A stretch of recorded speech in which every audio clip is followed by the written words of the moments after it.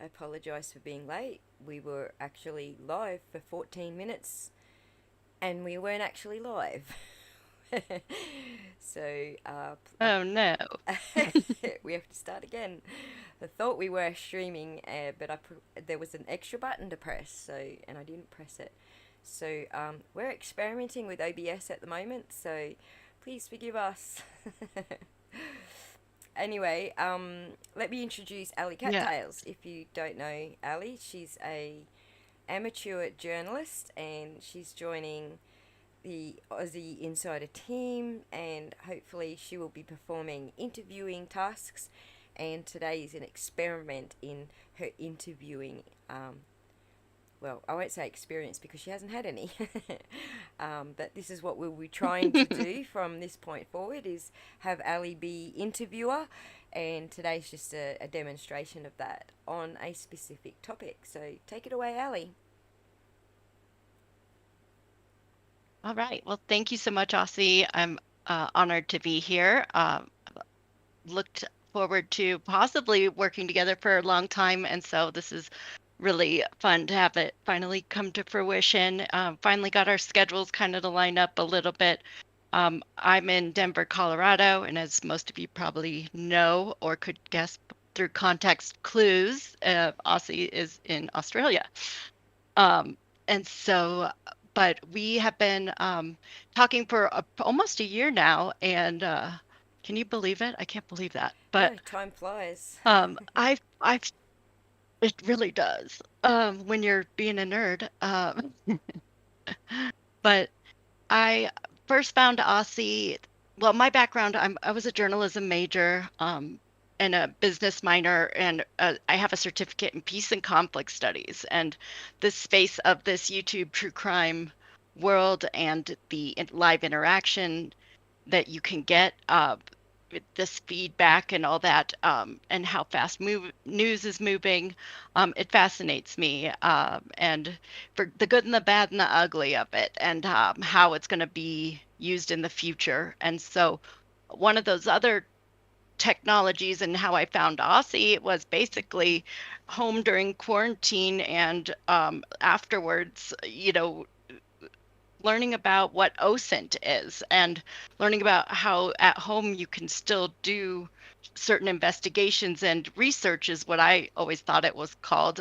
In my work, I do brand strategy and you do research on your competitors and kind of the landscape, the business landscape as a whole, like your SWOT matrix of your strengths, weaknesses, opportunities, and threats. And so, in that same way, I found Aussie through some of her work, when some debunking needed to happen, as far as how did certain things go down on the internet, and because people try to cover their tracks so well, I found that Aussie actually was able to find little breadcrumbs that I didn't even know how to find. I didn't know existed. Well, I knew they existed. I didn't know as the lay person that we could actually find those things and be helpful or useful or really embolden ourselves to know and learn how to do certain investigations, I guess we would call it. An OSINT is open source intelligence. You kind of use, my understanding is you use what's out there, what's already public domain to figure out, um, solve some problem. So whether it's a crime or find a missing person or get to the root of a vulnerability in your system, if you work for a company. I just found Aussie was able to walk through some of these hints and tips, and I was fascinated and I went down the rabbit hole. So today I'm going to kind of be interviewing Aussie about that side of working and knowledge and geekery, if you will, because she's got some experience in that realm. And then before that, she's just worked in a lot of geeky fields, which I think her brain is just lended towards that side of things, which I'm fascinated with too.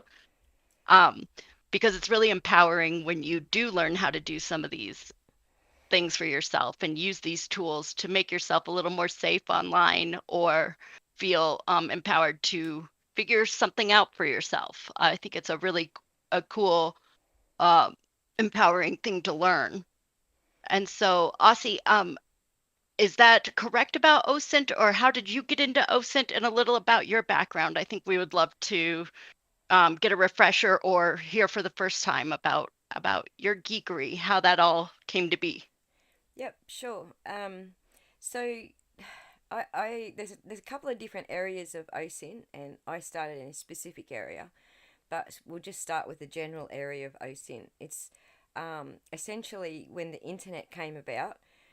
There was a lot of dark stuff going on. You know, you had hackers and malware and viruses and all sorts of things going on. And so the profession of OSINT is generally to protect us, the users, from this kind of stuff going on.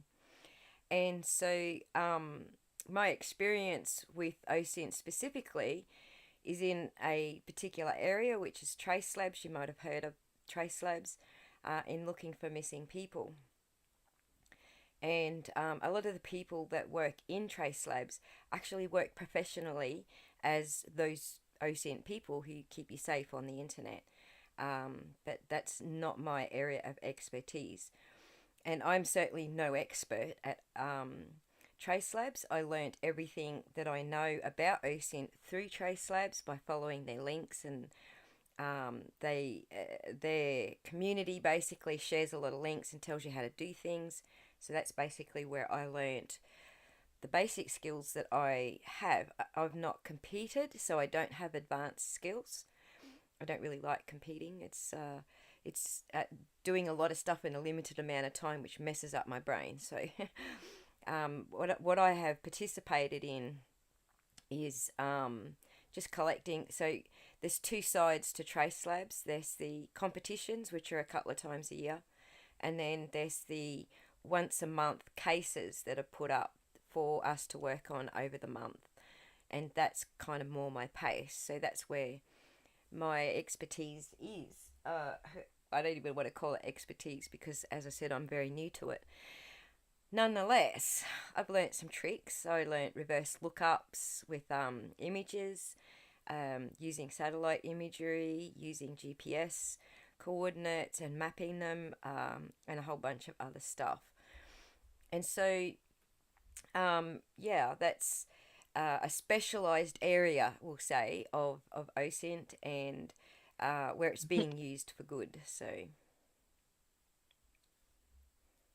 And that's exactly why I thought of you when I heard some rumors or some discussion about a month ago, month and a half ago. And I also knew you were familiar with the SummerWells case, but I knew you weren't really following it closely anymore. Maybe had gotten a little burnt out on some of the um, shenanigans, we'll call them. A little too much involvement of creators in the actual story itself, which is another topic we like to talk about, is this gonzo journalism gone bad almost in this YouTube true crime space. But that's another topic for another day, um, which is very interesting to me as well. But for this specific live stream, we wanted to cover if anybody had heard of this gentleman, Chad Nesbitt, pounced back on the scene as of fairly recently with some pretty bombastic claims about satellite imagery and seeing certain people leaving 110 Ben Hill Road and going somewhere. And anyway, should we play maybe his what he said? That way people can catch up a little bit on this. yes, let's do that. Now, I was going to actually show some of the imagery that you recorded while you were saying that, but because we've got the watch together joint activity thing on the screen, it was going to bump everything out of whack. So I decided to let you go. But yes, please Oh, show us okay.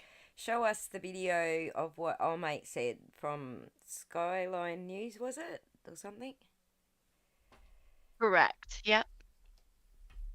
All right. So I will put on our friend Chad here, and Let's hear what he Hang on, give is me 1 claiming, second. Hang on. just to give you guys some background. We're not ready yet. Hang on. Okay, Hang on. that's all right. It's loading the So I YouTube. first heard of this late late night one night when I was just perusing around the YouTube streets, and I happened to pop into Prayer Garden to just see what she was going on about as of late, and this was the topic of conversation. We're still getting there. I'm sorry. It's very slow because we're No connected problem. to the stream. It's a lot slower than when it's just you and I on Discord doing it. It's Okay. still coming. And we're using a fancy new Discord activity as well, so. That's right. Discord and OBS are all kind of new to us, so. Okay, it's coming slowly. Right, we're ready to go. No, we're not. Hang on, it's still waiting. Leaving it. Yep, we're good. Oh, you know what? It's gonna do weird shit on us. See y'all. I can't believe. Oh, that's terrible. Because we're streaming. Hear me? Can you hear me? Yep, we can hear you, buddy. Because we're streaming, it's buffering heaps. It's doing the whole I'm gonna sit here and buffer like. Maybe it'll straighten out. Well, give it a couple of seconds and see if it Oh, straightens out. but he's coming back on. Yeah. No, it's being dicky. Ellie, do you want to try? All right. Do you want to try exiting out of that? Sharing my screen. Yeah. No, not your screen. Open up a Chrome tab. Leave the activity. Yeah, that's what I mean. Yeah, can you leave the activity in Discord and then open that link in Chrome? That messes up our playlist a bit, doesn't it? Don't. No, it's fine because I have that playlist in Chrome. Oh, good. Yeah, and share your Chrome tab application so we can get your Yep. audio as well. Got it.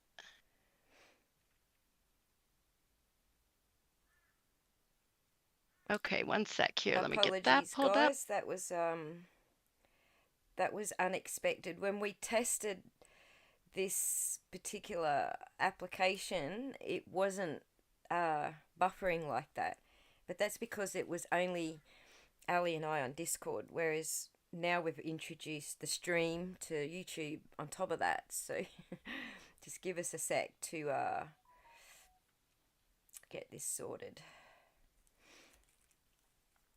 And when it comes up on the screen, I might just get Me up a wall. I need y'all to make sure you can now, hear me. Can you hear me? Ali, Just let me know. Can you hear me? That way I can. I'm just going to get Yes. I'll get you to restart. Keep it going for a second. Can the audience please tell me if you can hear the video? So. Crap. Can you hear me? Can you hear me?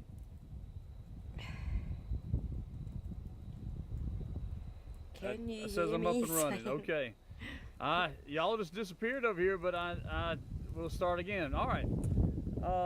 Yes, thank you, Mike Lanning. Thank you. The thing where I see what everybody is saying. Yep, they can hear him. Good. Just disappears, and I don't know why. Okay, I'm not sure what the situation is with that, but we're gonna go on. If it's recording, it's recording. If it's not, then we'll have Larry on tomorrow. Our guest tonight was, I can't tell you his last name, but his first name is Larry. He works closely with law enforcement. He searches and finds with a great team of other investigators. And here at Skyline, we've learned a lot from Larry. But he finds missing children and missing people. And he has taught us some of the best tools ever in order to find missing loved ones out here. And he, and along with us, has not given up on the SummerWells story that happened out of Rogersville, Tennessee. SummerWells disappeared. She was 5 years old. She disappeared about a year and 3 or 4 months ago. She again was out of Rogersville, Tennessee. There was a lot of her parents were on Dr. Phil, and they were on these old talk shows and all over the news media. And a lot of people were concerned about this little girl's well-being. Inside Edition, I believe it was, came inside the home of SummerWells, and the living conditions were, to say, a little strange. She lived under a table that went down in. You went down into a hole in the floor that went into the basement, but this table covered up the hole that you went into, and they let cameras in down there. And the father has been in jail. I believe he gets out at the end of this month, in just the next few days, and he went to jail for DUI and probation violation. So I want to bring your attention to just a little recap. There's SummerWells, okay, 5 years old. There's her parents right there, and there's a mugshot of her dad. And Skyline went and investigated last winter in regards to this, and I'll show you their home is right here. And Sorry, there's so much background here, but it's a good setup for this for anybody who didn't follow the case too. Yeah. By chance. I don't know if there is anybody still in the world, but Exactly. if they didn't, this is good background. Yeah. And then he's going to get to the mic drop moment here shortly. Rogersville, Tennessee. This, and I'm not saying this in a bad way, but that whole area is meth driven, and there's a lot of drug dealing goes on and a lot of meth sold in that area of Rogersville, Tennessee. We did speak with a person who had warrants out for their arrest, and he told us quite a bit of stuff, and he told us about this park right here, Warriors Pass State Park, and said to look in they call this the horse pond, is where horses come down from this area right here, and they walk down through that path or through the asphalt and go down there to the pond. And so we went down there and looked around, and of course it's almost 7 or 8 months later after she disappeared, and we could not find anything down there. Ben Hill Road is where they live in Rogersville, Tennessee. This is their driveway. And these blue barrels here is just where you put, where they ask the UPS and so forth to put their packages. So anyway, we have not given up and looking for this little girl. And I'm going to tell you about So just so everybody knows, this was released by Skyline News on their Facebook page on October 25th of this year. So here comes the bombshell. American Recovery Project, and I want everybody that's concerned about SummerWells to go to this website. This is Larry's website and his team. American Recovery Project. It is a nonprofit that searches and finds missing people, and I can tell you they have found quite a few, and it's amazing. And I'm going to let Larry tell you all about that tomorrow, as he was our guest here tonight. Now let me come back to you. We got a call from Larry the other day, and I believe it was Saturday, and they had used this high-tech thing that they have, and let me tell you about that in just a second. But they had used this high-tech thing that they had to find a particular location in Rogersville, or within that vicinity out there, and they found some bones. And they contacted me and wanted to know if I knew anybody that was like a coroner or anything along those lines, and which we did. And we contacted the coroner in Newland, and who had been a guest on this show one time before. And after showing the pictures of these bones that were sent to us here at Skyline, the coroner contacted the Tennessee Bureau of Investigation and told them, you better get over there, there's something to this. And so they did, and Tennessee Bureau of Investigation showed up with Larry's team was there, and I'm going to show you what they found. Now, we found out later that human bones and certain animal bones are very similar when you see them out there, and some of the TBI people thought it was what they discovered was animals or an animal, and there was another detective there that thought Well, I don't know so much about that, fellas. I think it might be a little something else, and something to this. An anthropologist did come by and look at these things, and they did discover bones. I want to be clear, it is not SummerWells.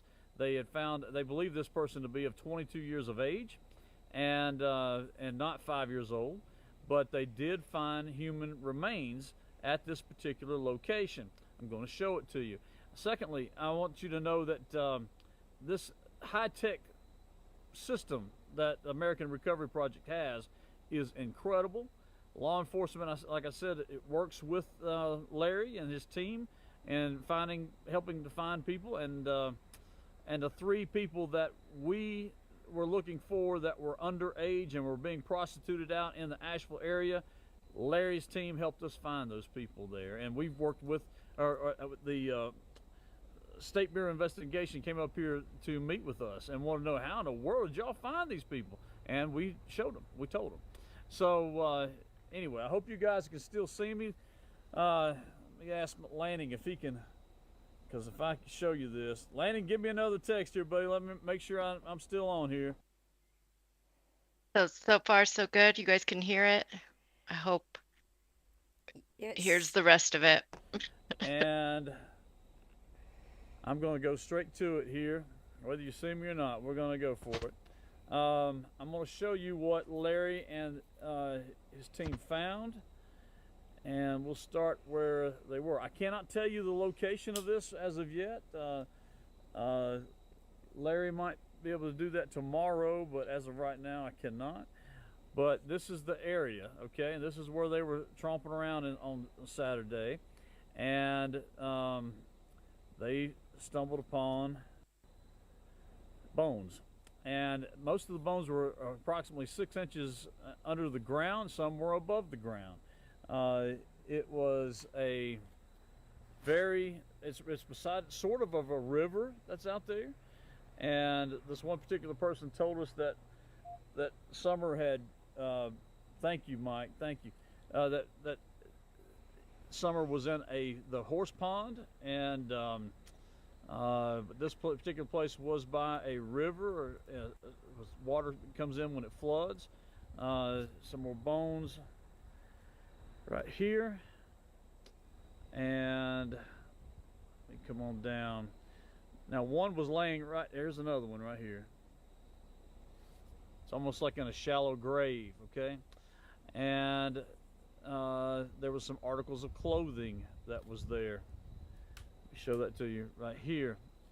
Does that look like little girl's clothing? We don't know.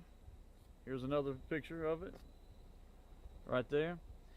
But after the anthropologists saw this and saw this pelvis, show it to you, they believe this is to be of a 22-year-old person and not SummerWells. But they are bones. Again, the American Recovery Project. I've got these pictures up here. I'm going to show you. There's the website. Write it down. Go to it. Take a look at it. It's just incredible people. And again, they do work with law enforcement. And so, let me come back to you, and I'm going to show you one particular picture here that's really got my attention. You know, when the U.S. military has satellites going around, they can look in on terrorist camps and so forth, and they've got stuff we can see the back of a car and see what the tail, the tag is on the tail end of the car. This computer system that Larry and his team have isn't quite that good, but it can certainly zoom in at a particular time and date. Hold on one second. A particular time and date in history that these satellites were flying over. These satellites have to be where they can see. There can't be any cloud cover. But if you know the time that a little girl was missing and the date the little girl was reported missing, then you can go to the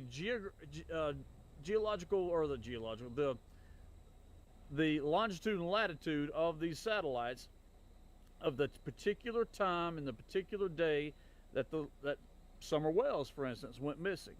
and you can purchase the video and pictures of that the satellite company puts out there. And that's exactly what he did. And so he went to the time and day that SummerWells was missing, and he constantly kept looking to see who pulled in up there and so forth. I can tell you this, particular people were there in a particular vehicle, and I can only tell you certain things here, and I'll let him tell you the rest of it, but that he followed with those satellite images where that particular vehicle went to, and it went to this location where these bones are. And again, that is not SummerWells' bones. The anthropologist and the 4 different people that saw this as that are professionals in this say that it is human, but it is of a 22-year-old person. And I do know that the Tennessee Bureau of Investigation is looking into it to see whose that is now, and so forth, along with the sheriff's department out there. So this is somewhat breaking news. We wish we knew something a little more about Summer, except that they did find those bones. Now, when they followed the car on the satellite thing, they followed it to that location. You can tell how long there were 4 people that got out of the car, and only 3 people came back. So you can't make out their faces, but you can tell how many bodies were there, and how many were, in other words, live bodies, walked into the woods, how long they were gone, and it was gone for 3 hours, and then came back with so there's 4 that went in and only 3 that came out. And that's why Larry and his team decided to look over there and see what they could find. So that's what we had to report, and he's still looking. And I have a feeling if somebody out there, and you know who you are, if you would tell us the exact location, I mean exactly within a matter of feet, and not just some apartment complex out here or out here in the woods in some pond, if you could tell us exactly where this is, then we'll be more than glad. Like we said, when that reward money comes through, we'll give it to you, and we'll have a lawyer sign off on it. It says, yep, Skyline's giving you this, because we would give that information to the police and let them go out there and do it. But you don't want to give it to the police because you have warrants for your arrest. We understand that. We totally get it. Totally. But we just want to put a close to this thing. And all right, so that's the gist of that. Aussie, your thoughts. This is what I brought to Aussie, and I said, wait, what? Is this possible? Can you help? Right. Can you research this, even if you don't know everything about satellites? I know you know a little bit from what you've done. And so what are satellites currently able to do? I asked her. What's the future look like? What about military? What about just general public use or commercial use? What's the technology like right now? Could this be possible? And so Aussie yep. made a video, and then another video, and then today we're discussing it. Cool. I haven't put the second video out. I thought we might show that today, but it was a little bit boring. It was just how I got hold of some of the information. But essentially the first video that I have put out on my channel that you guys have probably watched. If not, I'll add it to the description. I haven't actually edited the description yet, but I will add it when we're done here so that you can go and have a look at that video. So essentially what I was looking at is, what is currently available, and because, my knowledge of satellites was, a little bit old, so I did have to do a refresher just to remember what I had already sort of, committed to memory. But I also wanted to look at what's new, because we know that Elon Musk put up, I think it was 25 new satellites just the month before Summer went missing. Unfortunately, from my research, the Tesla satellites are nano satellites, nanotechnology. They're only small little boxes, and they're for internet communications. So he doesn't have cameras mounted to those, so he hasn't really added to this side of technology. The second thing that I found out is that there is no video footage. None of the cameras out there in space, even the ones that the military uses, they're not filming HD. There is one American satellite that is filming HD, but it's also it's in the outer orbit. So if you watched my last video, I explained, or I showed you some videos explaining the different orbits. The type of satellite that this chap here is talking about from Skyline is LEO satellites, that is lower Earth orbit. They're closer to the Earth's surface, so you can actually see the Earth's surface. And then in that video I also showed you a demonstration of a geo satellite, which is outside of that Earth's surface. Let me just switch over to what Ali's sharing here. And would you like me to play that part, the different types? yeah, if you like, we can do that. Just to refresh, if any of our viewers haven't watched that video, yeah. Yep. It's a good refresher. I mean, I definitely don't have it memorized yet. A quick little video to show you the difference between the LEO satellites. You might want to bump the volume up a bit, the master. How and where they sit and what they're tasked for. Satellites are placed either in low Earth orbit, just a wee bit, medium Earth orbit, yep, that's awesome, or geosynchronous Earth orbit. These three orbits are illustrated here. There is an interesting region in space called the Van Allen belt, a region full of highly energetic charged particles, which could seriously damage the electronics section of a satellite. Generally, it is preferred not to park satellites in the Van Allen belt. The decision on what orbit is to be chosen for placing the satellite depends on the application and purpose of the satellite. If the satellite is built for Earth observation, weather forecasting, geographic area surveying, satellite phone calls, etc., then orbits closer to the Earth are chosen. LEO is the closest to the Earth at an altitude of between 160 and 2,000 kilometers, and its orbital period is approximately 1.5 hours. But these types of satellite cover less area of the Earth, so many satellites are required to obtain global coverage. That's why, in the case of broadcasting, a high orbit such as GEO is chosen. Satellites in geosynchronous orbit are at a height of 35,786 kilometers and rotate at the same angular speed as the Earth. It means the satellite takes exactly 23 hours, 56 minutes, and 4 seconds to complete one rotation. Within the geosynchronous orbit, there is a special category of orbit called geostationary orbit, which is concentric to the equator of the Earth. These satellites remain stationary with respect to the Earth. Due to this, geostationary satellites are the ideal choice for television broadcasting, since it means you do not have to adjust the angle of your satellite dish again and again. This is the reason why the geostationary belt is so crowded with satellites, and it is managed by an international organization called ITU. Geosynchronous orbits are occupied by a few navigation satellites also.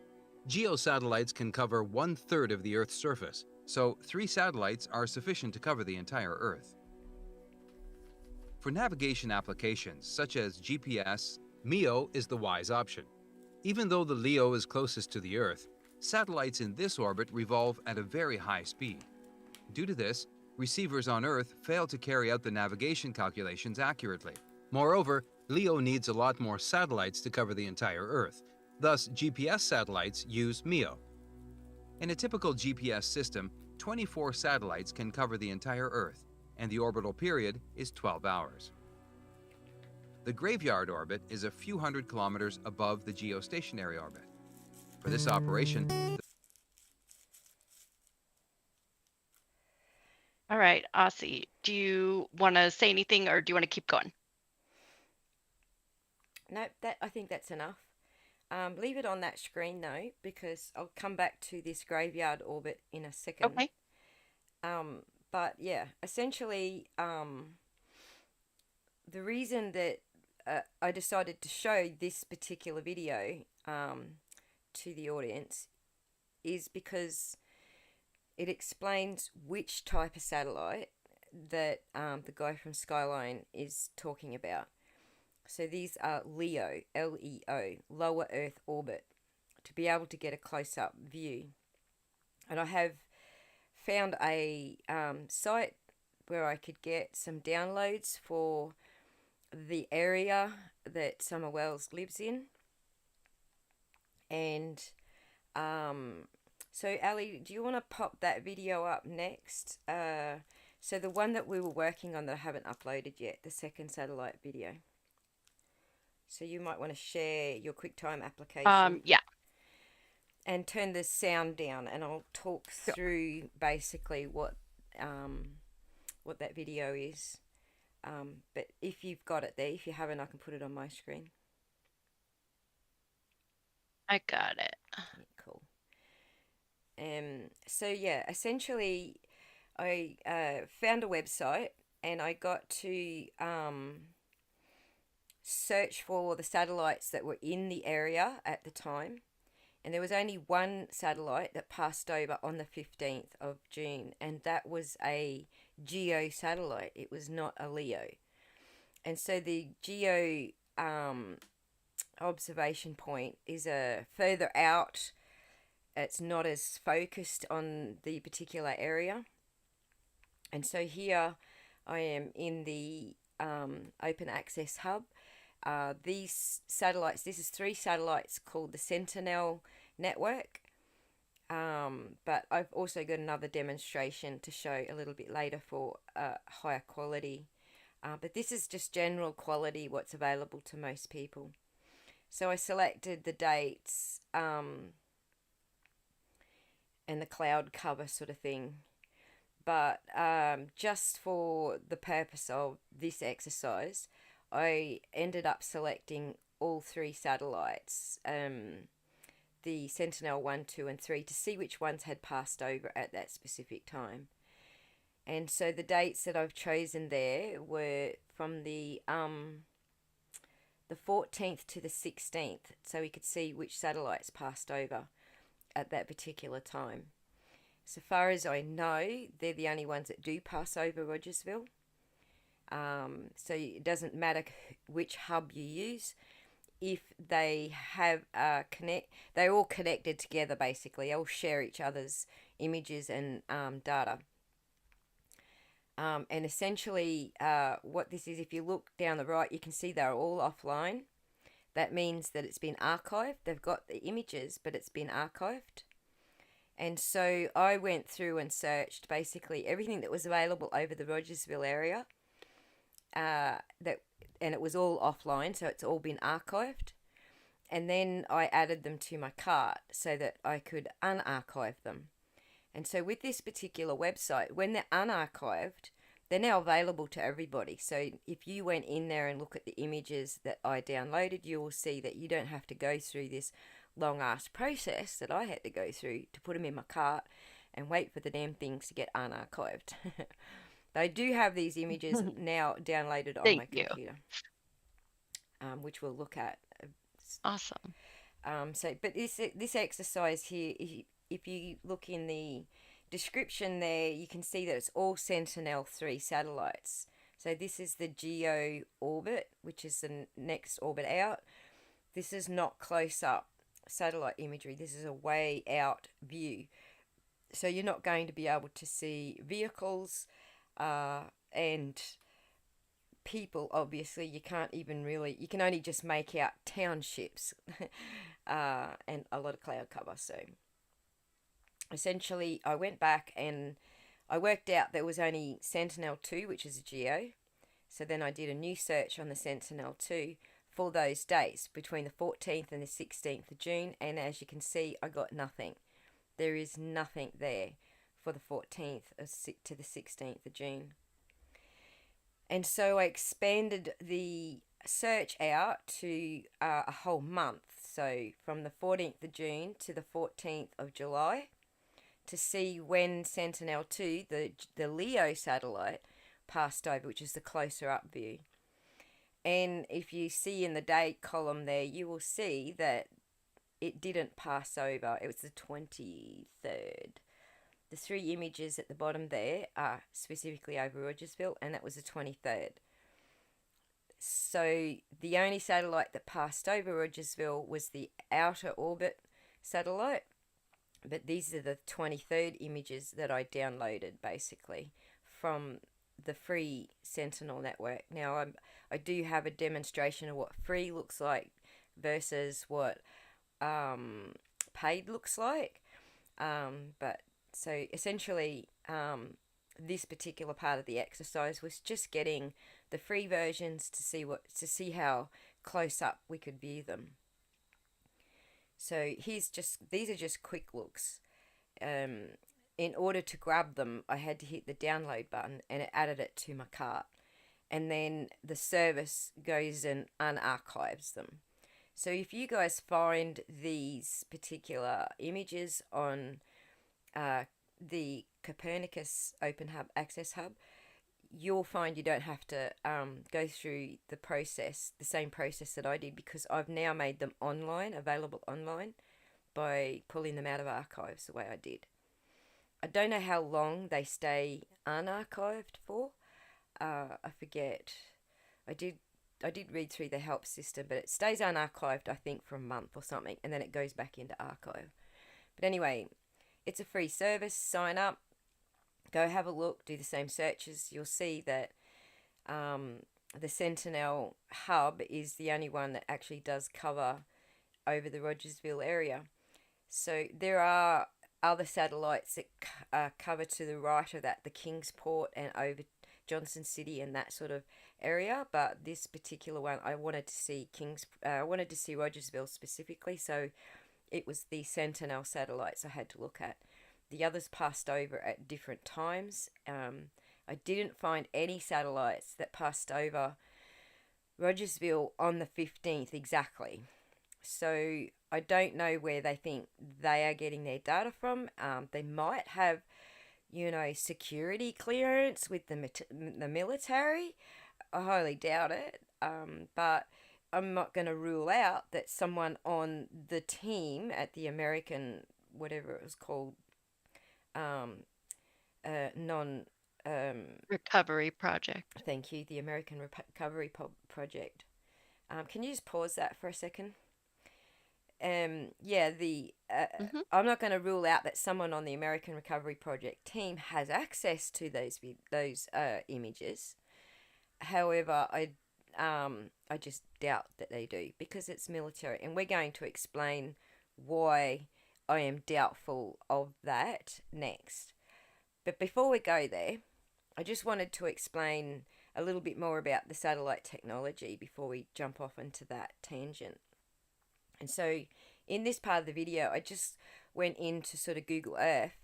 So in Trace Labs, we do use satellite. We use Google Earth and Zoom Earth because you can get a lot closer images, because Google Earth doesn't just use satellite, which is way out there in the lower Earth orbit or the geospatial orbit.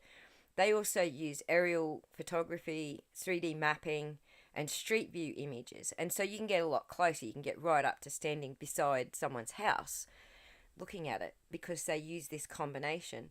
Most of the services that you pay for are using these combinations of satellite, aerial, and 3D and other images. There's only, as far as I have searched, one HD live video, and it's owned by NASA, and it's a geo orbit satellite, and so none of that video is any good to us, because it doesn't show us as close up that you can see cars and buildings. But you can tune into that live feed on YouTube if you want to go and have a look at that and see the demonstration of that. So essentially, this is the current technology that's available today. And so you will see articles on the internet, published articles saying that satellites are being used to help solve crimes. And this gives us the impression that it's like a Hollywood movie, that we could actually move the satellite into position and say, have a look at this area.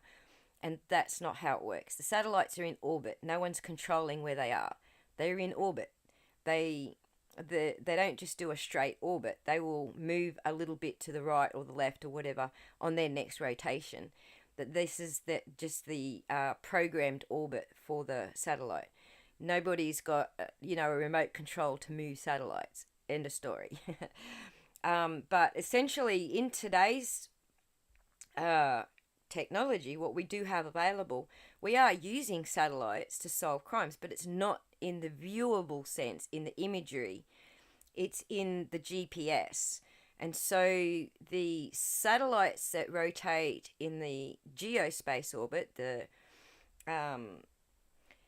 second orbit out from Leo, they are our GPS satellites. And so you have, for example, I'm going to talk about Suzanne Morphew case, because we had a very good example given to us of GPS pinging from satellites in that case, where that data was made public for us to look at. And it was Barry's SCID, the work machine that he uses, and it's pinging the satellite like every minute, and we got every minute of those pings for the period of days that Suzanne went missing. And what Ali's showing you on the screen here is a Google map where I pinned all the different places where the GPS was pinging the satellite in Barry's Bobcat, or SCID, whichever one you want to call it. And so that's sort of one example. And Ali had also asked me to talk about the difference between that and triangulation with the phone. So, because police do use that technology as well, and that's less about the satellites and more about the mathematical equation between three cell tower pings. That's how they use that to help solve crimes. But in this particular case, there was a lot of Bobcat data that came back that was pinging the actual satellite directly, not through a cell phone tower. And the point that I wanted to make about that is that data is now public. We now have all of Barry's GPS pings from his Bobcat out there in the public domain. So you can go to the court website, you can download the documents that were submitted by both the prosecution and the defense, which actually shows us all of this data. And some of you may well be aware that I was involved in helping to convert that photocopy style PDF into searchable text, basically. And so we got a text version that we could put into a spreadsheet and start doing some operations on those spreadsheets to look for patterns in Barry's behaviour. But now that data is available publicly. It's now it can be broadcast on the news. It can go wherever we want it. Everyone's got access to it. And so this makes me doubtful that this particular team at the American, what are they called again, Ali? I'm sorry, I'm terrible with names. American Recovery Project. This makes it highly doubtful that they have access to military equipment. It's possible, like I said, that they've got someone on their team who has military clearance, but once that gets put into a court case, so in the Barry Morphew case, it was only presented to the judge to see whether there was enough to take it to court for a jury, and that got all screwed up, as you all know. So we don't even know if it's even going to go towards a jury. We don't even know what data they would show to the jury because we didn't get to that point yet. But the bottom line is whether it's being put before the judge to see if there's enough to put it in front of a jury, or whether it's actually in front of the jury, all of those records will be disclosed to the public. So if you are accessing secret technology that the military uses, and it's now going into a court case as evidence, and it's now being made public, then it's no longer secret technology, right? So I'm just going to let Ali Right. talk about that from the American point of view, how you would access evidence in court cases and the implications of that as a national security concern. There would be the same concerns here in Australia, which have different laws. So I'll let Ali take it away and just talk about that for a moment. Well, and not to get too technical, it's just that I know privacy, our right to privacy is a big American value, but so is transparency in our process and in our courts. So in a way, that is conflicting. And like any medium, we will have to, any new medium or technology that comes out there, as same thing happened with drones and wiretapping or phone tapping. Um, we it's kind of a, once you open that door, once Pandora's box is opened, if you will, it's hard to put anything back in the box, because once people know that we have this technology, that we are, or that someone is using it, what's to say people aren't going to use it for nefarious reasons, for in different types of war, in different types of domestic war, civil war. um, so because once this exists and we know how advanced things are in our technology in America, then hackers guaranteed will be on their way to hacking. So this can be an issue. This can be, I mean, it will be. It's our future, and we're going to have to figure it out, and that's fine. But just know that the reason that some of this isn't probably available is a good thing, because that's a big A national cat to let out of the bag, and then we do have to then come up with laws on how far this invasion of privacy, or this watching us, or looking in on our lives, or watching our movements, how far is it going to go, and are we okay with that, knowing that we're being watched at all times. I mean, it's just getting more and more of that sort of big brother state that we've all been a little hesitant about, and rightfully so. It's a give and take. You give up certain freedoms, but then could we find missing people quicker? Possibly. So those are sort of the issues I see. I mean, with anybody. Yeah. There's a trade-off. Mm-hmm. Do you give exactly. Do you give up your privacy and security so that you can solve crimes? But there's also another trade-off, which you can stop sharing your screen now, Ali. I'll just take it over for a sec. The Okay. Yep. The other side of it is the national security concerns, and so if you can see this detail that the fella from Skyline is saying, then there is a national security concern, because satellites can be hacked. Satellites can be tampered with in a number of different ways. They're not completely prone. They're not completely protected.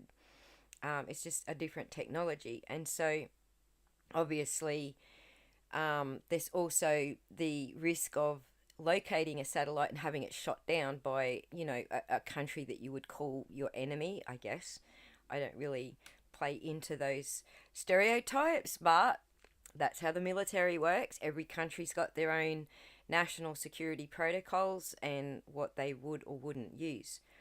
But this website here is what I wanted to show you, because they have the best technology available as far as quality of imagery, and this is where you would pay for the imagery, and you can see here it says 30 centimeter satellite imagery, and so that means that within a 30 centimeter area you can see so many pixels basically. So it's very good quality. It's not something I felt like paying for just to show you, but they are going to give us something that we can look at to show us what quality it is. And I just want to point out that this quality that we're going to look at is going to be 30 centimeters resolution. It's for defense applications, and so it is a high security clearance. So if you were to apply for certain images from this company, you would have to prove, first of all, that you are part of national defense, and which company you are a part of the national defense for. Let me just find the video, the image. I should be able to just hit the forward button.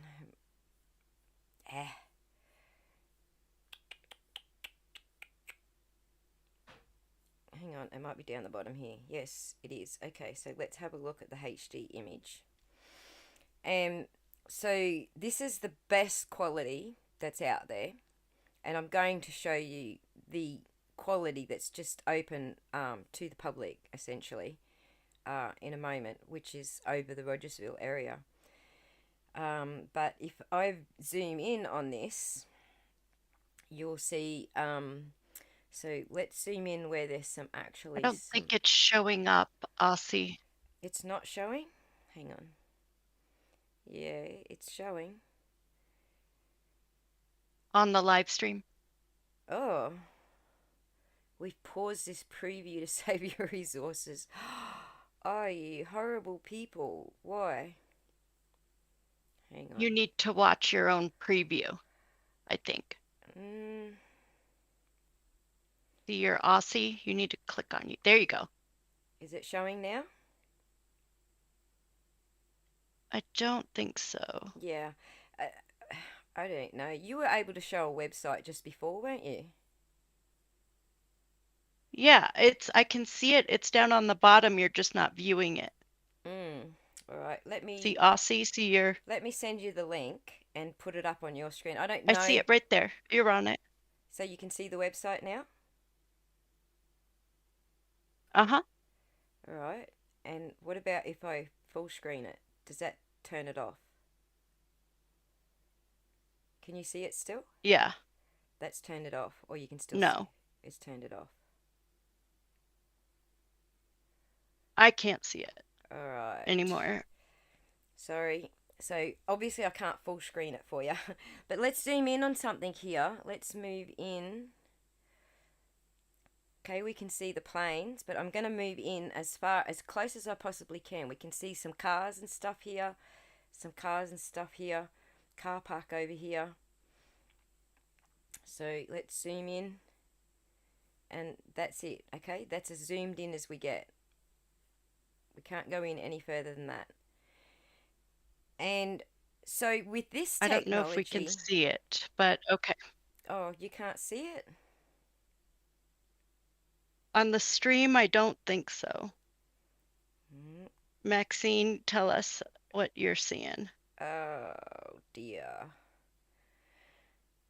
It's not there. Sorry. You were able to share a website before. All right. Let me send the link over to Ali. Give me 1 second, guys. Let me just send this. Oh, it's showing now. I don't know. Now it's off. Weird. All right.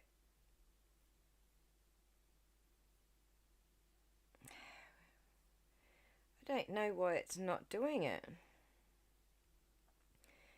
It says your stream is still running. We've paused. There it's on again. It's on now? Uh-huh. Hi, Amber. Thanks for joining us. Okay, there it is. Oh, So if you can see now it's paused. It's gone again. And see, I haven't even switched screens. Yeah. I don't know I don't know. I think there's a delay too. All right. I'm just waiting to see if it comes back. Staying here until what's happening? Can you see it? I cannot. You cannot. I don't know about anybody else. How about now? All right. Now let me switch over to here. Can you see it?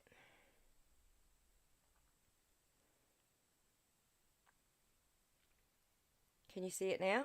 Still nothing. But maybe there's a delay, so I'm not sure. It's interesting, right? But the thing is, you were able to do one before, share a website before. So let me just quickly give you this. Yeah. Let me just pop Are you this link. sharing a tab or a screen? I'm sharing a website.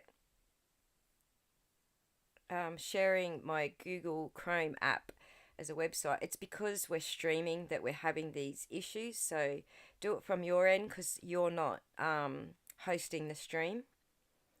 So let me Okay. exit out of mine and stop sharing. And I'll turn it over to yours. Hold on. Let me get on there. So you can zoom in and out with it, is all I was showing. And you can see cars, and you might even be able to see people, but you need to have military clearance to get this quality satellite imagery.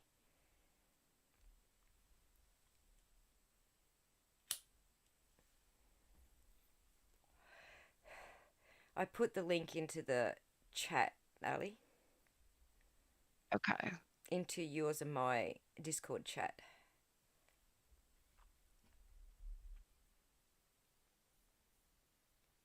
Let's see if it works better on Ali's end.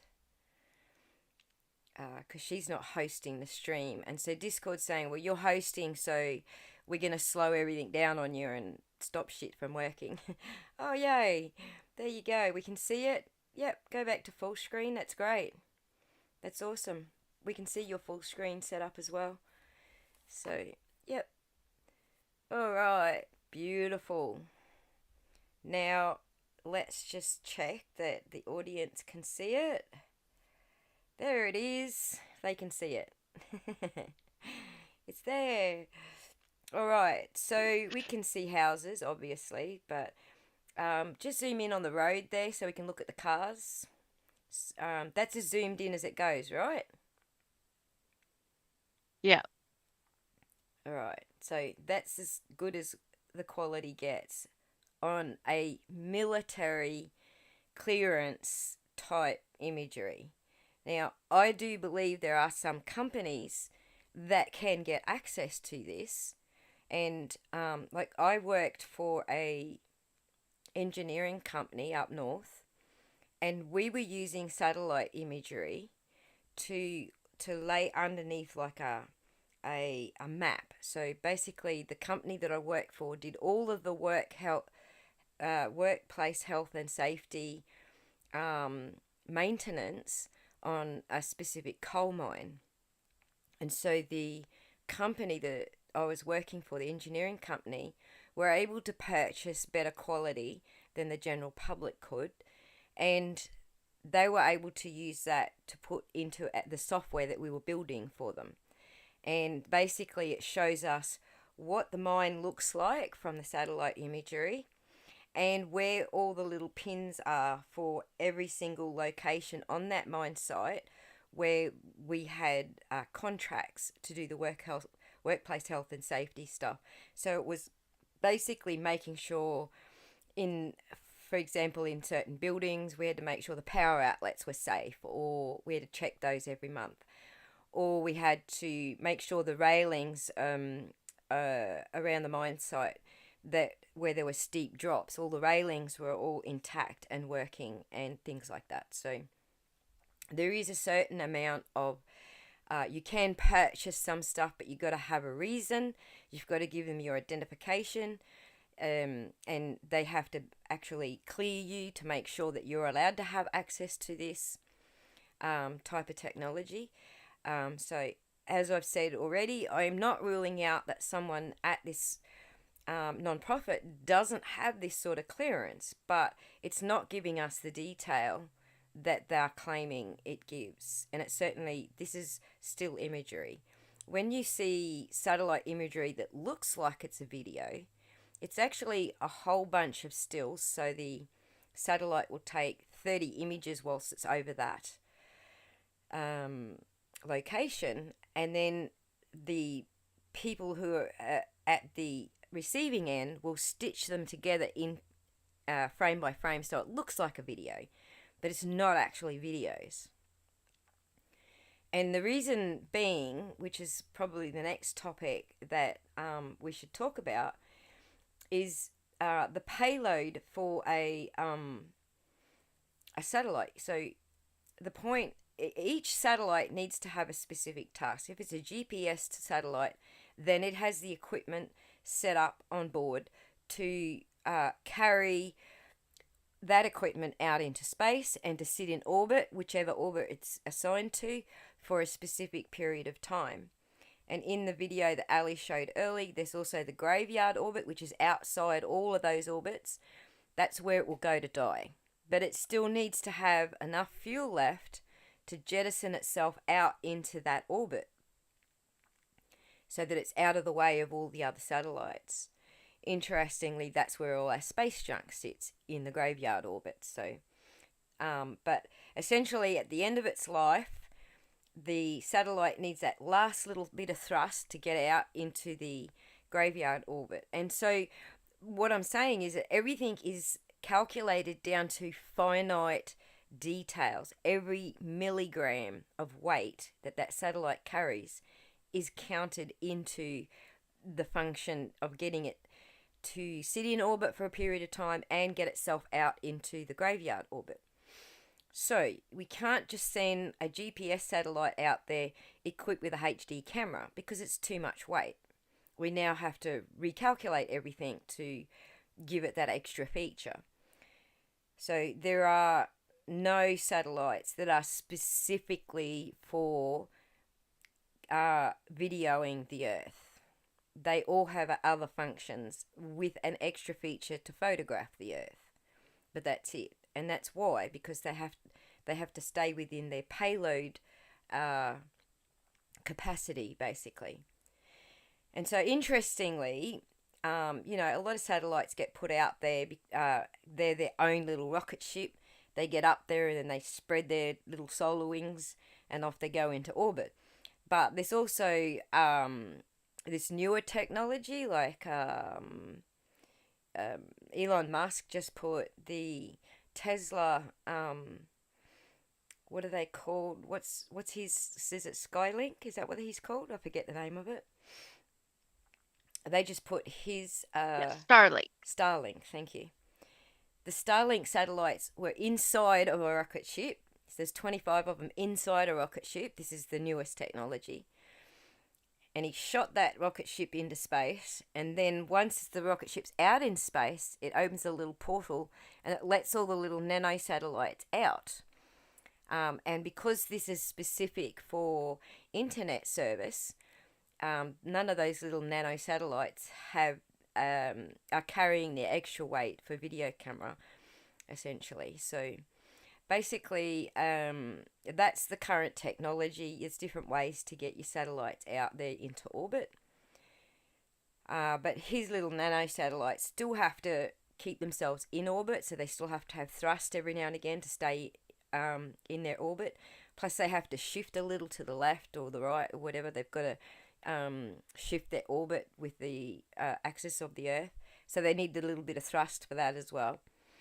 So no matter how you put your satellite up there, it's still got a payload. It's still got to stay in orbit, keep itself on track according to its programming, and then shoot itself out into the graveyard orbit.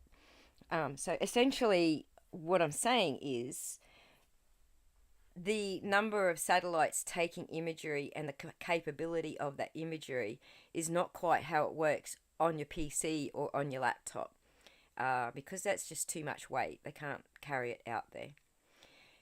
And then the last point, I guess, to make is that the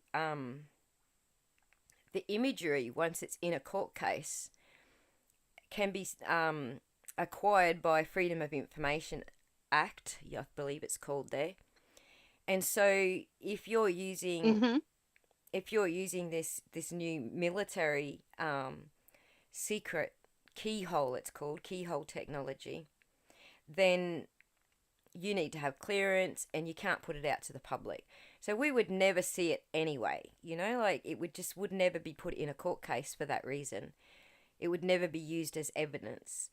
And so if you were going to use it as, this is how we fight crime, this is how we find a missing person, at the end of the day, that has to go into the court case. And that can't be done because it can't be made public. And we're only guessing as far as keyhole technology, we're only guessing what that quality could be. It could be down to 1 centimeter. What Ali showed you on the screen just before was 30 centimeters. And as you could see, there's certainly no reading cigarette butts or telephone screens or even car number plates, right? So that side of it is Right. certainly debunked. We're not seeing close enough to read a number plate here. And also in the video, the keyhole technology video, if you just go back to that, Ali, and then move it forward a bit, I think it shows you just a little bit more forward than that. You'll see the actual, click there. One more. We're going to see what a phone will look like, reading a screen of a phone from keyhole technology, military keyhole technology, at 1 centimeter per pixel. It's just after this stuff, like it should be coming up shortly. This is just showing you different types of satellite images at the highest qualities. There we go. That's 50 centimeters there. And then they're going to show you, I think it's 30 centimeters, which is what Ali was And just is that showing. available? 50 is available, yes. 50? 50 is the free. Public. 25 is also free, is paid public. That's 5 centimeters is military. So now you can start seeing the people sitting next to the bus stop there. And then 1 centimeter, which is the best quality there is. And you can see that they're actually people, what they're wearing. And even like the can on the ground, you could probably work out just from the patterns on the can what brand it is. So this is military grade. This is what we don't have access to. So a mobile phone at 1 centimeter would look like this. That's what the military can see. So the myth that they could even read the Very cool. brand of cigarette on your cigarette butt, it's rubbish. They can't even read your phone, basically. So this is the current... Not yet. Not yet. But we'll come to what's going, what we could do in the future, because I believe that there is going to be some things in the future that we could use to help solve crime. So this is... I think it's a perfect time to segue into it if you're ready, because I think they can review this video if they want more details, but we should move along, because I think you said you wanted to keep this about an hour. Yep. We're probably around there now. Yep. All right. So So the future, go ahead. What we get for paid stuff. So okay, the future. So basically, this is how it works. All right. The military started the satellite thing. They were using it for World War, was it 1 or 2? I can't remember. World War 1, I think. It started. And the military was using it for specific strategies to fight a war, basically. But then, I guess in World War 2, we increased the quality of what we could see through the satellite imagery and what we could locate with it. And so then the older technology, which was still out there and still orbiting, became available to the public because the newer technology was now serving the military. And now what's happened is, the World War II technology that's still in operation, it's now available to the public because there's newer technology now. So essentially what I'm saying is that when the military's finished using it, that's when we're allowed to access it and use it. So we just can't access the latest technology that they have. But this is the future. Whatever technology they have right now, we don't know because it's super secret. But I'll give it 10 years, we will have access to that technology because they'll have moved forward. The military will have newer keyhole technology, better keyhole technology, and we will have access to the older keyhole technology. And so I do think that what Skyline is proposing will be available to us in the future. I just don't think it's available to us now. And it's for the reasons that I mentioned, because this is military technology. I don't know that any normal person has access to it unless they're part of the military with super high clearance. And thirdly, because it will get put out to the public. It goes into a court case, bam, it's public. Yep. And we don't want, Russia or China being able to see what we currently have available in our technology. And just to give you a real example of that is the Cleo Smith case here in Australia. The media was screaming at the government. They were all just publishing story after story after story saying, use the technology, use the technology. And the government came out and said, well, at the time it was Prime Minister Scott Morrison, came out and said, we're using whatever we can. But that didn't mean that they were using this technology. And I can tell you they weren't using this technology because it wasn't the military or the federal police who found Chloe. Chloe was found because the neighbours noticed some weird behaviour from the guy who kidnapped her. It was them that found Chloe. So then the police came down to GPS. They used GPS triangulation to track his movements, and then they came down to busting his house, his front door in, and saving Chloe. And so that's how I know that the feds did not use this technology to look for Chloe, because even they are aware here in Australia that as soon as they use it in a case, like a missing child, it's going to go public. And now all of a sudden China, which is our adversary in this part of the world, now have access to our technology. Not only do they have access to our technology, but it tells you where a specific satellite was at a specific time, and they can now shoot it down. So those are all the concerns that I think the military would put over and above finding a missing child. I know they'll put it over and above finding a missing child. There's absolutely no doubt they will. On top of all of those concerns are the ones that Ali just mentioned, as far as privacy, and if people understand that, this technology can track them to the degree that it can track them, they're all going to freak out. So, careful what you wish for. Careful what you wish for, exactly. And so I think that, in the very near future, we will have more available to us that we can use. But right now, I think that it poses the largest threat to national security. And so, therefore, whatever poses the largest threat to national security will not be made available to the public. I mean, let's face it, who trusts the media to keep shit quiet? Nobody does. Not even the government. Yeah. So... And what they're talking about as far as use cases in the future too. Do you want to talk about some of those? What are you referring to? Sorry, I got lost.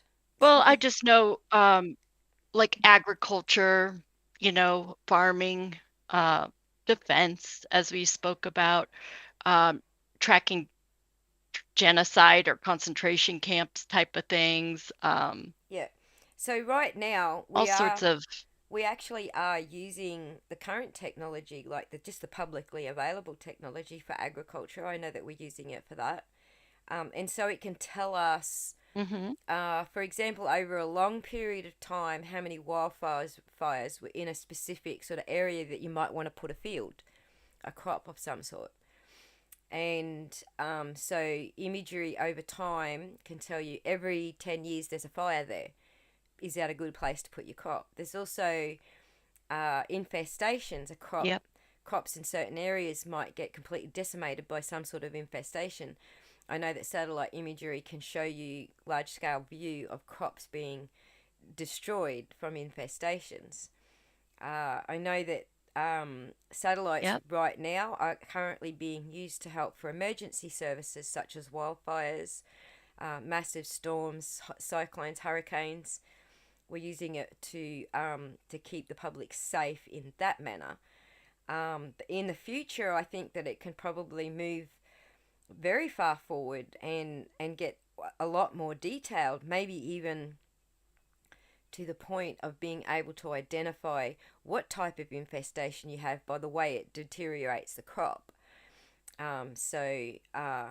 And maybe even well into the future, when we get past this 1 centimeter glitch in technology that makes things so blurry, maybe well into the future we could actually see the insect. I don't know.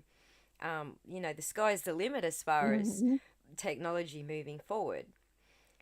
So yeah, I think that uncovering the military technology, as they advance in their technology, we're going to advance in what we're getting access to. And I think that, it could well be Right. used in the future in the context that Skyline have presented it. But I very much doubt that they have done it in the context that SummerWells is, where SummerWells is concerned. So I might try to, just to wrap Yep. it up, I might try to share my screen and show the satellite imagery that Okay. I was able to grab. Or actually, you can do it on your screen. If you go to the new Satellite 2 video that we were working on, if you go all the way to Sure. the end, I think after the Google segment, I do actually show you that the images that I downloaded for that specific area. Yeah, so it's just after that. This is just all the different ones available. There we go. This is looking at SummerWells area right now. This is Rogersville. This is zoomed in as far as I can on the Sentinel images on the 23rd, essentially. And so, as you can see, this is 50 centimeters. You cannot see vehicles in this imagery, but what you can see is clouds. That's a house that I zoomed up on there. Go back. Yeah, no. Yeah, go forward from there a little bit. Not playing for some It reason. is playing. Well, it is on our screen. Or it's not. No, it's not. Oh, it's not for me. Oh, that's a bugger. So you might have to move it forward screen by screen. I don't know why it's not playing. I don't know either. That's strange, right? Yeah, so there you are, stop there. That is zoomed in on a house. That one there. Okay. That's actually a house right there. So that's the best that we can see at 50 centimeters. Again, I'm not going to rule out that they haven't got hold of 30 centimeters, which is the airfield that Ali was showing just before. They possibly could. Those are very expensive images, by the way, at 30 centimeters. These here are free images, so you can just see the difference in the quality. But looking at those two houses on the screen, there's white blips are actually houses. You are not going to see cars and people getting in and out of cars. So, let me have a go, just to wrap up. Let me just have a go at sharing my Sure. sharing a preview. It might not work, but we'll give it a shot. Because it's not a video, it might let me do. Oh, I can do a screen. Hang on. I need to get it up on the screen first. These are in my YouTube folder. SummerWells, satellite imagery. In here. Image data. Okay. So we share that. Share. Image data. Go live. Oh no, it's not that. It's share a different thing. Hang on. I got the wrong one. I have to actually open the image and share the preview. So open that up and share that preview. And this is directly over the Rogersville area, and it's kind of lopped off a little bit because it's right to the furthest view on the right side of the satellite that you can possibly see. We just wait for it to pop up on the screen. Can we all see that? No, not when I switch to it. I think it's a delay, but I'll let you know. So when I move to the actual image, it turns the screen off, so I'm going to have to do it a step at a time. So I can't just do it live, showing it live, me zooming in. But have you got the image on the screen yet? Yes. So as you can see, it's sort of lopped off on the right there, because that's the furthest view that particular satellite, the Sentinel-2, could see into that image. Now it's going to blink off the screen for a bit while I zoom in. So I'm just going to zoom in on the Rogersville area so that you can see that. Whoops. Let me zoom in on that.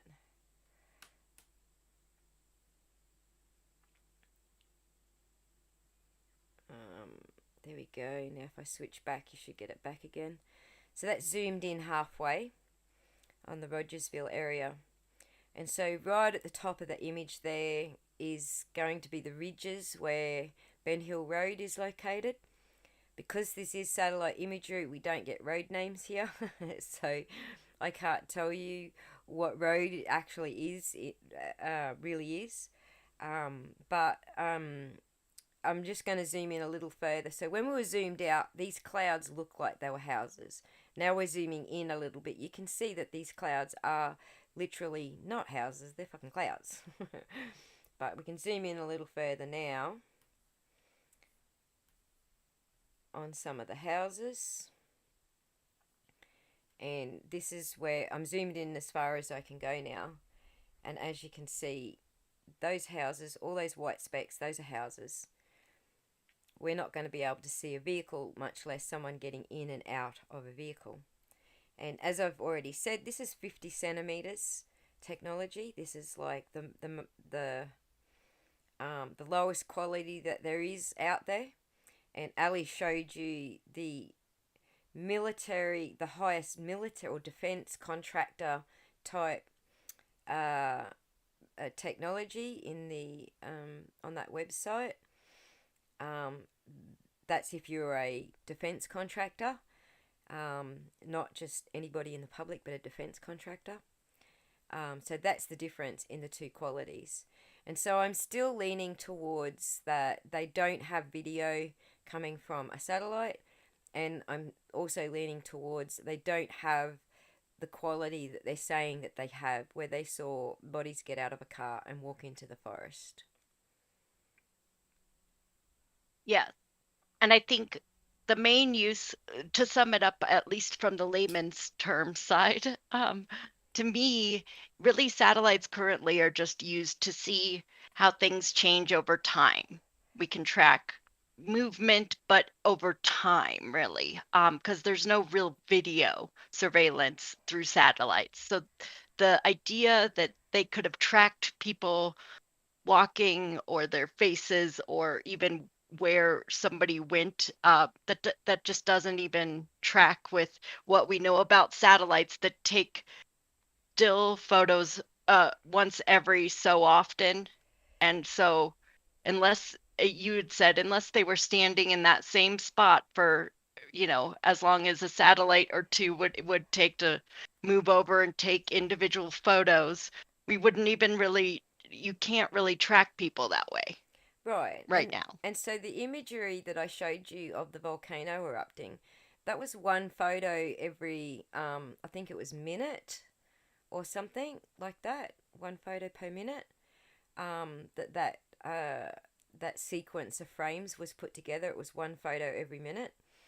And so if you were using that satellite, then that one photo every minute, those people had to take 10 minutes to get out of the vehicle and walk into the forest.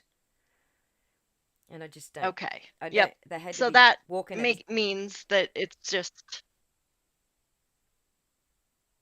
highly unlikely, is all I'm saying. it's highly unlikely. So it sounds great, and if you believe that technology doesn't have any limitations and it's just the world's your oyster, then it probably sounds realistic to you. But what I know of technology and what I And do know its maybe limits.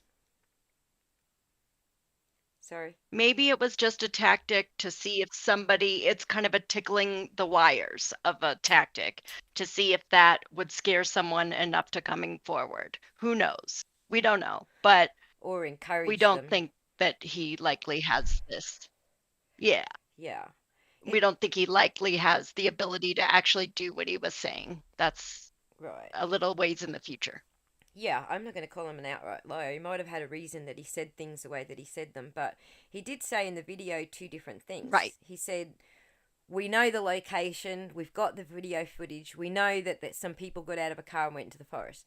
But in the very next sentence, he says, "But we don't know the location, so if you know the location, you should let us know." So that seemed I contradictory to think me. that was his tactic to me. I think he was saying, we know where, we if you can verify where, if you can tell us and you're just scared to come out, that's where I think it was more of a tactic than Right. Well, I that's can where he showed see. his cards a little bit in my mind, without even knowing anything. Right. He could have been saying, "Okay, we know the location, but if you verify the location, we're putting you there." If they match, then We'll that give you puts the that reward person money is what there. he was saying. Yeah, that's the tactic, Yeah, I and I think. think he was trying to trick someone into saying what they know, which maybe it could work. So why not try it? I don't know. It could That's work. being generous, but that could be the reason he did that. I don't know. That's right. So yeah, I think that I don't want to rubbish their effort. I just don't want people to have unrealistic expectations that satellite imagery can help somehow Yes. solve these crimes, because I highly doubt that it can. And if it can, it's only available to the military, and the military isn't going to give it up Yeah. because it gives away their secrets. They can't be, Yes. showing the enemy what they have or where their satellites are or what the satellites are doing, because they can be shot down so easily. They can be hacked. All sorts of things can happen. And we don't want It them would to. be too big of a trade-off. It's too big a trade off, exactly. You need to put national security first and utmost. And every Yes. country will, even China and Russia will put their own country first. They're not going to show us how advanced their technology is. We don't know how our technology in the West stacks up to their technology, the technology of our adversaries, because it's all secret. It's super, super secret. So, Right. so Well, yeah, I think that's makes sense, and I appreciate your research on this and breaking it all down. I know for me, I feel a lot more knowledgeable on this topic, and I I feel, I just hope nobody is duped into donating to a cause that isn't real. So I'm glad you're debunking this one. At least for now, this is probably most likely unlikely unless they want to risk national security, which, let's be real, we're not going to do that. yeah, So, that's but in the the future, who takeaway. knows? Also, let me just say, in Yes. the SummerWells video that I uploaded about this topic, I did finish it by saying, like, don't donate your money to, I forget what it was. Oh, you don't donate your money to this organization because they're probably scamming you. I take that back. There's two things I said. I said, don't donate your money to that organisation because it seems like a scam to me. And then I said, donate your money to the SummerWells Foundation, which Ali has since informed me is now under investigation. So I'm saying, save your money. Don't donate it to either. But I do have to retract a little bit there, because I do believe that the American, what's it called again, Ali? It's fell out my head again. Recovery project. Thank you. The American Recovery Project sounds like they could be all right. I would actually, go about the usual mechanisms that you normally employ to investigate a non-profit, whether they're worth donating to and whether they're transparent. Do all that Yes. investigating first. So I'm going to retract. Don't donate to them. They might well be doing some awesome work in that field. I just don't think it's the type of work that Skyline is claiming that they're doing. I doubt that it's that type of work. Yeah. So, but yeah, I investigate agree. any non-profit that you Do donate your due to. diligence. Do your due diligence. Yep. And if Yep. we get time after we finish the stream, Ali might be so kind as to show you some links in the description how to do your due diligence, looking Oh, up definitely. a non-profit and working out whether they are going to be worth donating to or whether they're going to rip you off. I know there's different ways to do that in America Yeah. to Australia, so I would have to leave that one up to Yes. Ali to investigate for us. I'll put a link or two that I trust to look up those sort of things, as well as some of these other links that we referenced. Right.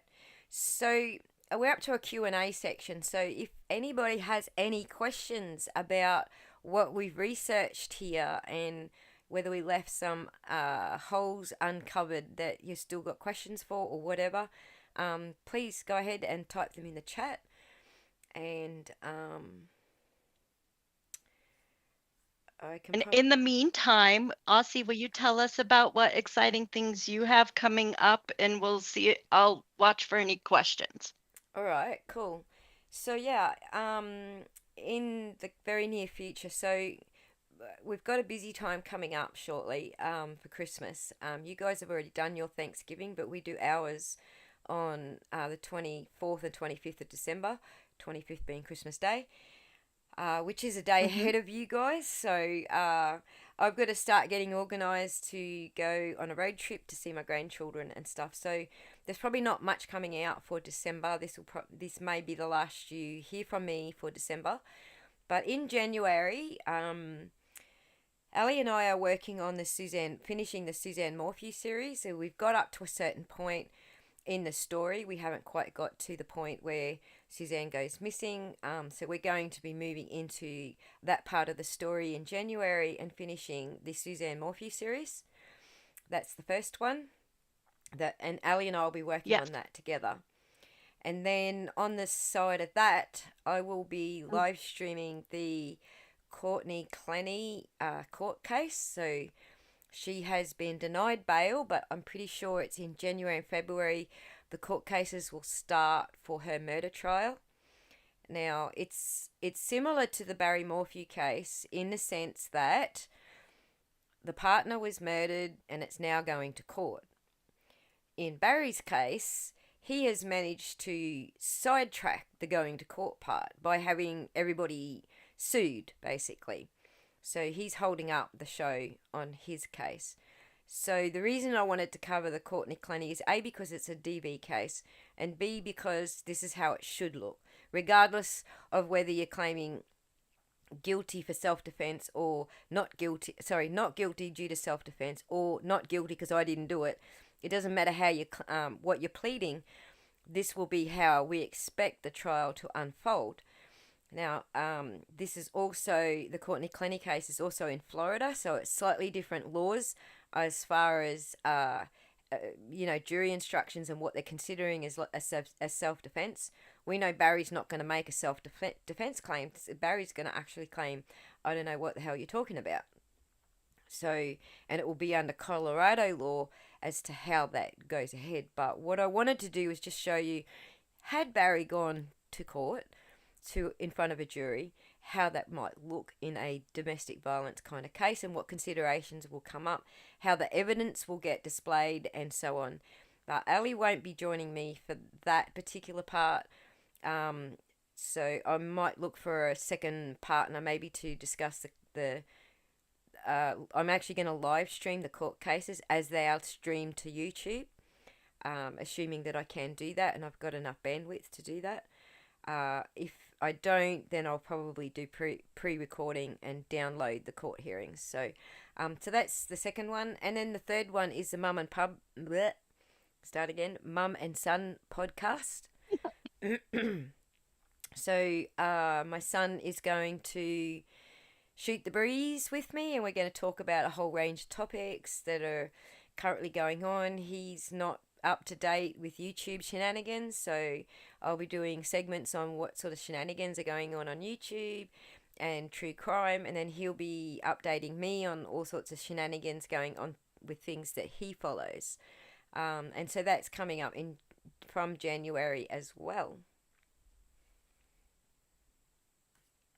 Also, And may I just say, if you aren't caught up on those things yet, Aussie has great playlists already on all three. So catch up in the meantime, use the break to kind of do that, and see which things you want to follow, hopefully all of them. But excitingly, in at least the Suzanne Morphew case, I am local in Colorado. And so hopefully I will be able to get some potentially some good footage and good interviews with some local people as well. So that'll add a different flavor to what beautiful work Aussie's already done to kind of track who Suzanne was before all this happened. yeah, I'm and going to try to also set the scene in Salida. Ali and I will probably do some more live podcasts like this, live broadcasts like this, talking about the Barry Morphew and Suzanne Morphew case. I tried to get the attention of some law tubers to get them to answer some questions for us, but I think that they haven't answered me because none of them know Colorado law. So Ali is on that job. She's going to try and get us some legal questions answered.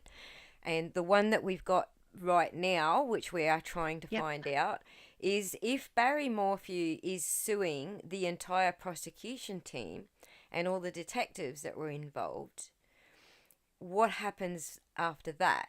Okay, so there is going to be a process in place where if there is some type of civil litigation going on, that it would be a conflict of interest if they were to continue forward with charging Barry with this murder. There has to be different team. It has to be different people. There will be a process in place to replace the current team and to use the evidence that the current team actually did gather in a moving forward scenario where he is recharged with murder. So Ali's in the process of finding that information out on a local sort of level, because none of the law tubers are in Colorado that I know of. So hopefully we can get that information to you in our next live stream, which will be after Christmas. Yeah, so that's something to look forward to at least. And I'm excited to kind of tackle some of that. That's been a case near and dear to where I live and my heart. And I remember that day vividly when I was with my mom in Castle Rock, Colorado, which I'm at her house right now, actually house sitting, which is not too far from Salida. And I was just devastated to hear about Suzanne going missing on Mother's Day 2020. So if you are unfamiliar, please get familiar. Check out Aussie's playlist and, Google around. There's plenty out there. And as of now, they dropped all charges, and there's been a lot of a little bit of drama, That's I will worth say. explaining, I guess, too, to anyone who doesn't know. They dropped charges without prejudice, and that means that Yes, that he can be charged again. If they drop the charges with prejudice, correct. it means he's basically exonerated and he will never go to court. But it'll never go to trial. But because they dropped the charges with prejudice, that means that they can charge him and he can go to court. So we at least know that much so far, that they actually can charge him. So the stage that they were at when they dropped the charges was only the preliminary hearing, deciding whether or not it was going to go before a jury. So they dropped the charges at a very early stage with prejudice. They finished that, actually. It was going to trial. It was actually about to start trial. They already did the preliminary hearings. So then they dropped them because a bunch of evidence wasn't going to be let in, a bunch of experts weren't going to be let in, and they still hadn't found Suzanne's body. So yeah, a lot of I feel like they didn't think they could win it, so they dropped the charges for now. But they do have the opportunity to bring charges again if new evidence does show itself or they find new evidence to to Yeah. convict him in a more So convincing way, because they're I'm not going to bring assuming, something they don't think they can win. I am assuming that they dropped the charges early enough that he can be tried. I'm hoping that they didn't Yes. screw that up as well. I'm pretty sure they haven't, but as I said, No. you need to ask someone local that's familiar with Colorado law as to No, that. they made that very clear that he can definitely still be charged. Right, and the So judge that's didn't. good. The judge didn't rule it out, so that means that they were within the time span that they should have been in. So, Yes, well, that's very, exactly. yeah. Thank God. Thank God.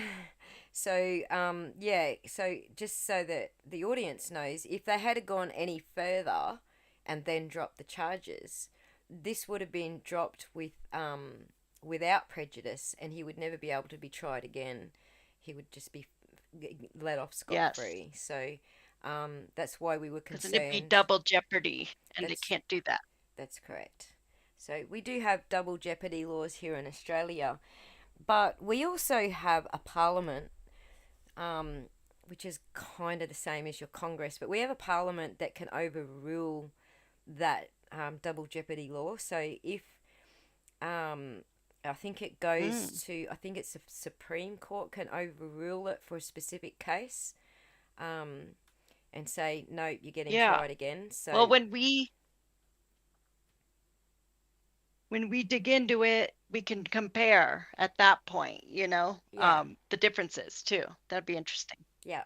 Well, I only have one case as an example here in Australia that was actually overturned by the Supreme Court to be retried under double jeopardy. I've only got one of those cases as an example because it's never happened before here in Australia. This is a fairly kind of new thing that we were able to do that. We just had so many cases backlogged where new evidence came up and they should have been able to retry it. And I think that that's what it's based on, like similar to appeal. Like you can't appeal just because you didn't like your sentence or the way things went. You can only appeal if there's an error in law or new and compelling evidence is produced to prove your innocence. Right. So I think we Well, introduced something let's like leave that. that for when we talk about it all. Yeah, cool. As I said, I've only got one case to compare with, so it We'll might be get just into you telling the story from the Colorado point of view. So, Well, you're pretty good at research, though. So in the meantime, maybe you'll figure some more out. I don't know. yeah. So, but having someone in Colorado that can actually access, the information. Sometimes I can't access Yeah.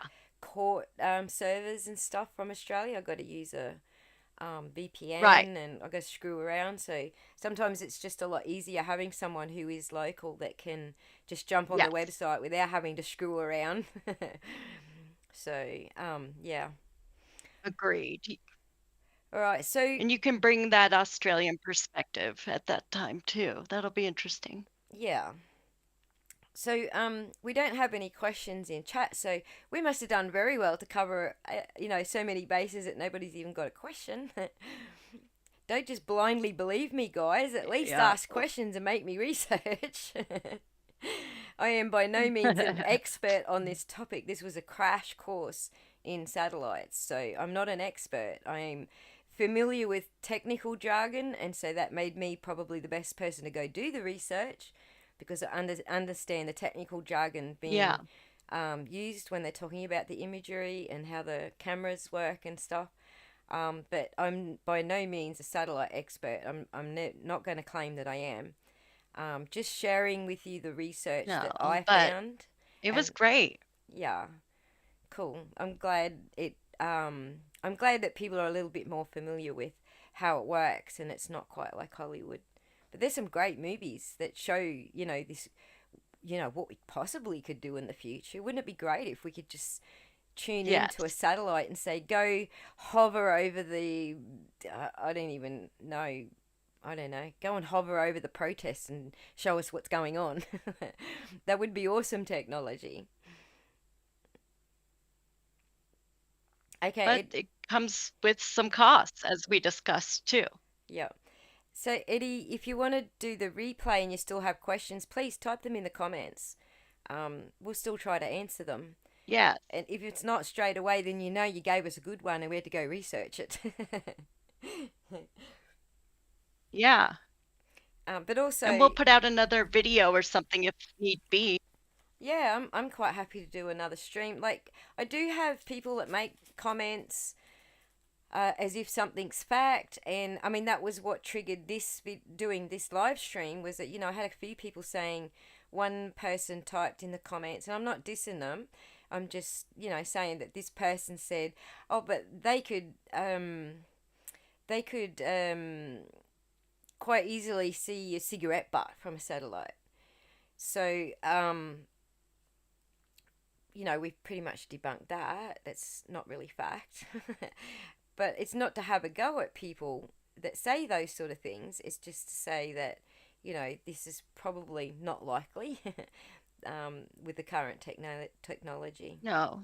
And we just want, yeah, for me, I just wanted to learn from somebody like you who I knew could break this down and make it more digestible. And I could just know, I could feel better armed when this sort of technology presents itself in crime cases, because it likely will in more than this case. And it already has. Now that I've like done some research myself, a lot of people bring this stuff up in cases. So now Right. hopefully we're arming other people with this knowledge and evidence that not quite yet, actually. Yeah, if you just Google, can satellites help to solve crimes or something like that, you'll see that a lot of media, like newspapers, news editors, they will publish stories saying, oh, yes, of course it can.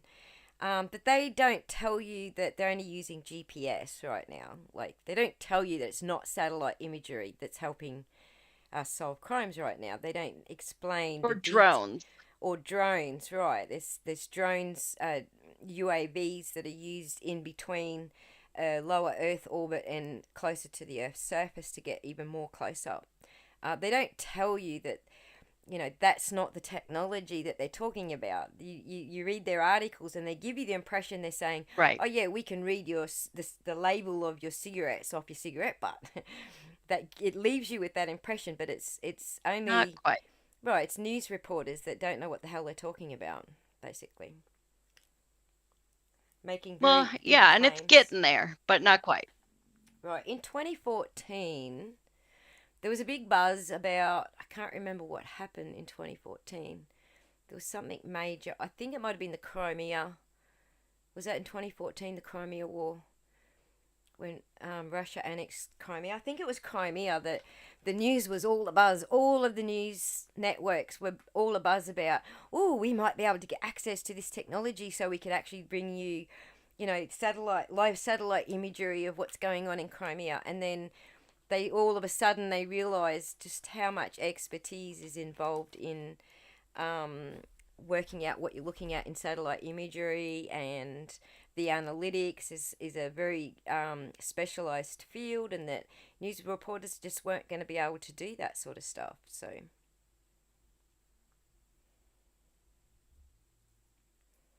are you there? Have we lost Yep. you? Oh, I thought we lost you. Well, yeah. I just know nothing about it, so I can't. I'm just, yes, smile and nod from me. Yep. Well, yeah. So we do have, you know, a lot of news reporters who are not familiar with it, who don't even bother to do the research that we done, that try to make big, bold claims. And so you will see, if you do a search on Google, you will see a lot of reporters making those claims. But when you actually go to the satellite websites, you will see that they all have disclaimers saying, no, we can't do that shit. We can use GPS, like we have in the Barry Morphew case. That's certainly using satellites. And UAV, so drones, also use satellites for positioning. So if you say to a satellite, I want you to park over, to a UAV, I want this drone to park itself over Rogersville, Tennessee at this particular location, longitude and latitude, then that drone will use the satellite to position itself according to that longitude and latitude. So drones still do use, even though they're taking the imagery, and it can be video imagery because they can carry a heavy payload for a very short period of time, but they can carry a heavier payload. They're still using satellites to position themselves. They're just not using the satellite to transmit imagery. They're simply recording the imagery back to the drone operator, basically, or they're recording it on board sometimes. So, but yeah, that's the capacity. That's the limit that we've got right now. So, I hope everyone learned a little something today. I certainly learnt a little something when Ali asked me to research it. Ali certainly learnt a little something along the way as well. A lot of something. Yes, I appreciate you. Thank you so much. I think that's all I have or we thought to cover. And if there are other questions, please leave them in the comments and we'll either make a video about it or do another live stream Q&A, whatever makes more sense. Probably after the holidays though. So Yep, thank you. yep, coolies. All right, thank you so much for helping me host today's show, Ali. I muchly appreciate it. And thank you to everybody who came to Oh, I watch our loved it. show Thank today. you. It was nice to be able to do our stream and know that people were actually watching. Because I've gone live a couple of times and had nobody watching, so it makes it awkward. Uh, So, the replay people are always there. I was one of those a lot of times, so yeah, cool. You're usually there as soon as I go live, so you and Amber are usually I always there. try. Yep. Cool. All right then, guys, we're gonna sign off now, and thanks so much for your participation today. Yeah, thank you guys. I appreciate you having me, Aussie, and have a happy holiday, everybody. Yep. Happy holidays, all. Bye.